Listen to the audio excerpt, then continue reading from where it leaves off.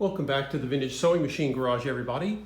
Some of you may have wondered whatever happened to this sewing table. I was talking about coming up with replacements for some of the veneer that was missing. And I'm finally getting around to doing that today. This is an experiment. I haven't done it before, so bear with me. Today, what I've done is I've taken one of those half sheets of paper towels and I cut it because this particular veneer piece is longer, right? And so it actually goes from one end to the other on this particular side. So what I'm going to do is I'm going to mask. If you have tissue or vellum paper, that could work much better. I don't have any today, but I'm going to take a paper towel.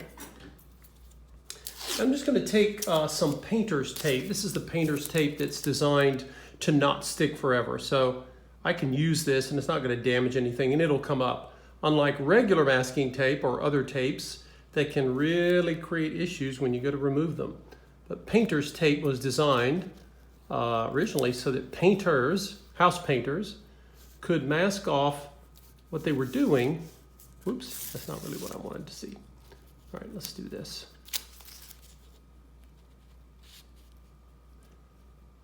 And the reason I'm doing this will be, it'll make sense in just a moment, because what I'm doing is I'm trying to get this, I'm going to use this as a form of tracing paper, if you will. And we'll see how it works. And that way, if it doesn't work, you all will know not to do it this way.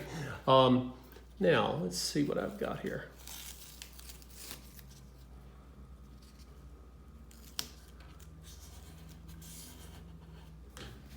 This area here is where the missing veneer is, and so I'm going to try not to put my tape right in there because that'll make it more difficult for me to figure out. What I'm going to do is I'm going to try to trace out where the opening for that missing piece is, and then I'm going to use that as a template to cut the new veneer. I think I showed that in one of my other videos a while back. So again, I want this paper to be as flat and stretched as possible.